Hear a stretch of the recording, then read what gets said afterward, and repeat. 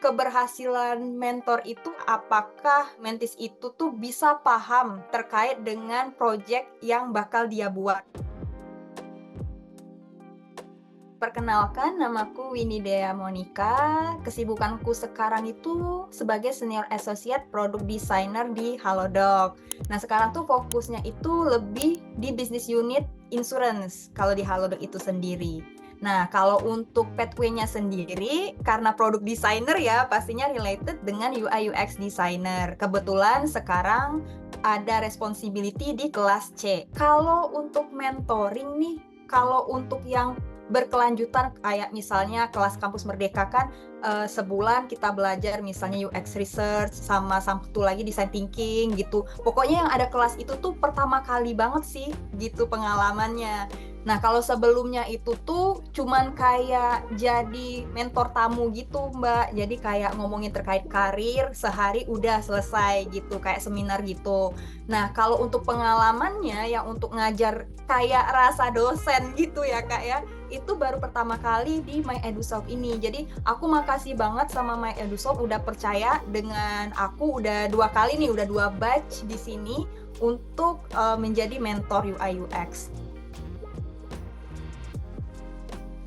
Sejujurnya aku memang tertarik tuh dengan ngajar, Mbak. Aku dulu kalau pas sekolah tuh kalau nggak salah dari SMP sampai SMA tuh sering ngajar-ngajar volunteer gitu, kayak nyaman aja untuk ngajar gitu. Nah, aku pengen jadi mentor, kenapa? Karena pas di kuliah, aku tuh kayak nggak ada yang ngarahin gitu loh, Mbak, kayak gitu mau kemana dan lain-lain. Ya alhamdulillah kalau sekarang ini kan pas di zamanku juga udah ada internet, ada YouTube dan lain-lain. Tapi aku ngerasa kurang tuh, harus ada yang ngarahin gitu.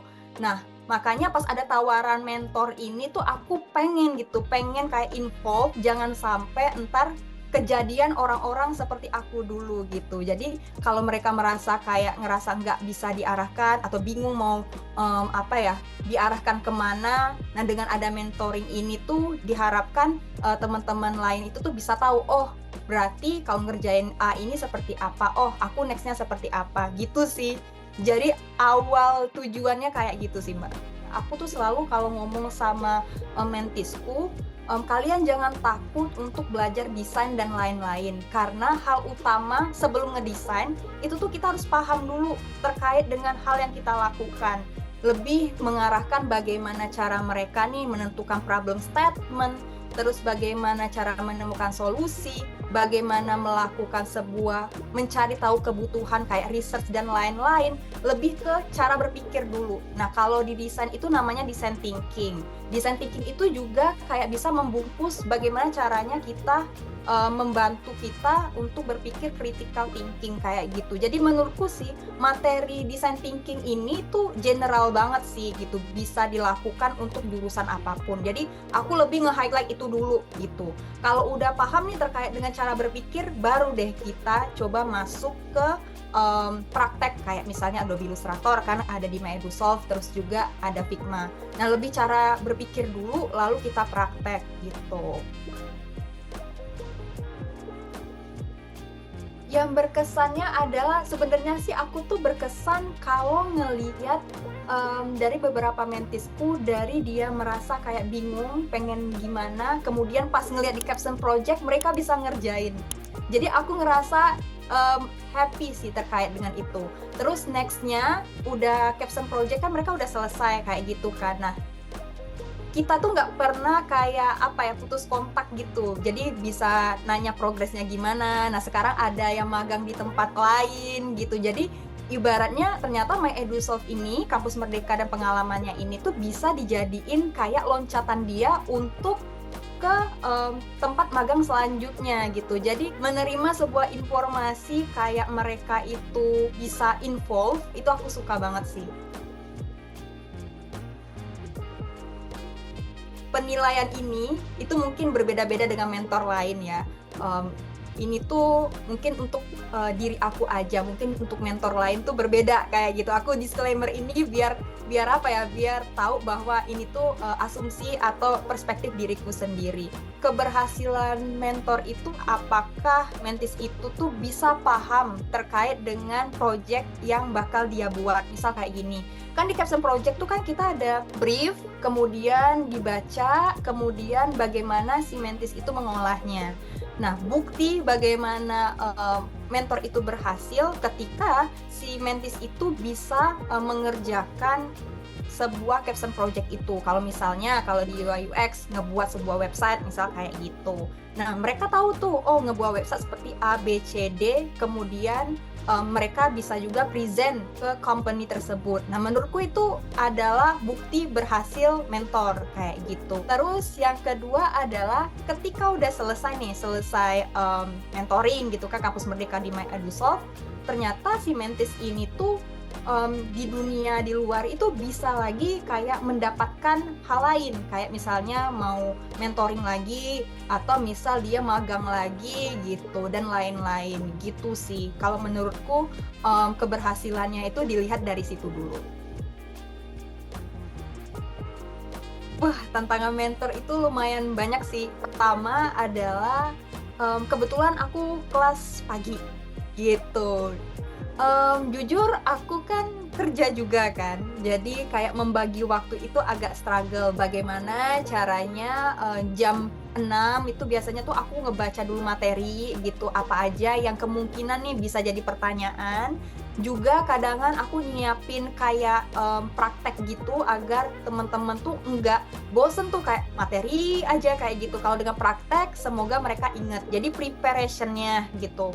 Jam 7 sampai jam 9 aku ngajar, abis itu langsung kerja, abis itu aku bakalan lagi review nilai lagi. Jadi kayak pertama struggle-nya itu sih, bagi waktunya itu. Terus yang kedua terkait dengan personality untuk mentisnya sendiri gitu. Ini challenging menurutku karena ada beberapa yang pemahamannya tuh cepet, ada pemahamannya itu agak lumayan agak lama gitu. Menurutku sih nggak apa-apa karena pemahaman orang lain itu kan berbeda-beda. Kalau dibilang pemahamanku gimana, aku orangnya sedikit agak lambat kayak gitu.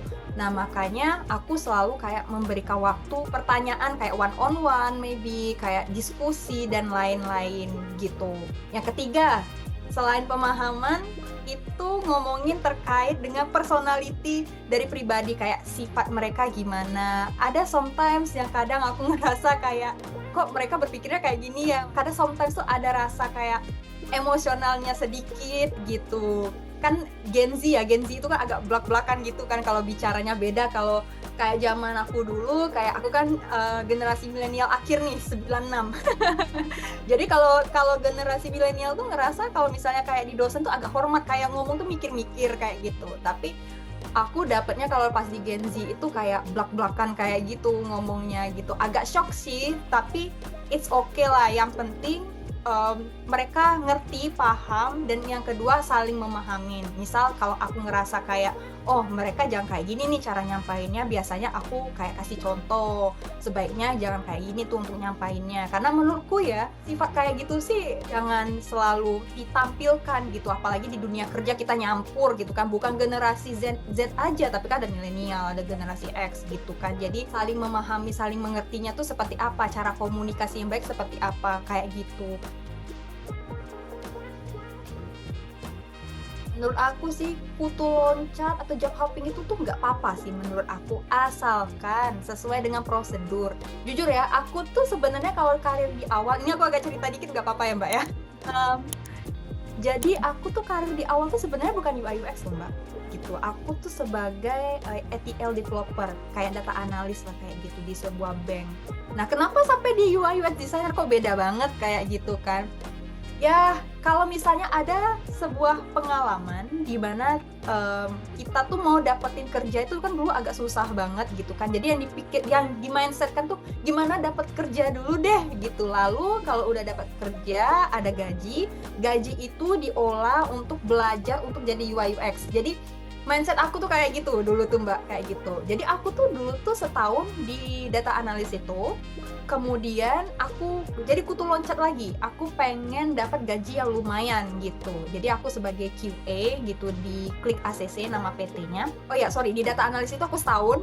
Di QA itu aku loncat, itu setahun juga. Lalu aku loncat lagi di UI UX jadi setahun. Nah, case-nya di aku ini kenapa jadi kutu loncat? Karena memang awalnya aku pengen jadi UI UX. Tapi untuk dapetin karir apapun nih, bukan UI UX aja, itu susah gitu. Jadi bagaimana caranya, intinya aku dapat kerja dulu deh kayak gitu. Jadi menurutku sih sah-sah aja untuk itu. Tapi asalkan sesuai dengan prosedur yang aku tadi bilang. Maksudnya prosedur itu gimana? Kan kita kan udah tanda tangan kontrak tuh, offering letter sama perusahaan. Nah, jangan sampai entar nama kita jelek. Misal kamu atau aku tuh kontraknya itu setahun. Nah, kita jalanin dulu nih setahun. Jangan keluar langsung 3 bulan langsung keluar dan lain sebagainya. Kan itu kan dibilang berarti kita nggak komit tuh terhadap perusahaan. Jeleknya kan berarti di background kita nih. Pastinya kan aku percaya sih kayak beberapa misal ya, ini asumsiku aja, HR lainnya tuh kan pasti nanya kan terkait dengan ini gimana nih orangnya dan lain-lain kayak gitu kan. Pasti ditanya tuh background check kita seperti apa. Nah, kalau misalnya background checknya jelek karena kita nggak komit dan lain-lain, itu kan nama kita yang jelek, pengalaman kita yang jelek, walaupun memang kita udah ahli gitu loh. Jadi penting nggak penting, bagus apa nggak bagus, menurut aku sih oke aja untuk jadi kutu loncat. Sertifikasi, menurut aku penting banget sih sertifikasi. Karena gini, sertifikasi tuh ibaratnya bukti kalau kalian mengerti atau paham di bidang tersebut gitu. Karena kan di dalam sertifikasi kan kita melakukan sebuah rangkaian tes gitu. Jadi menurutku sangat penting sebagai pembuktian diri gitu.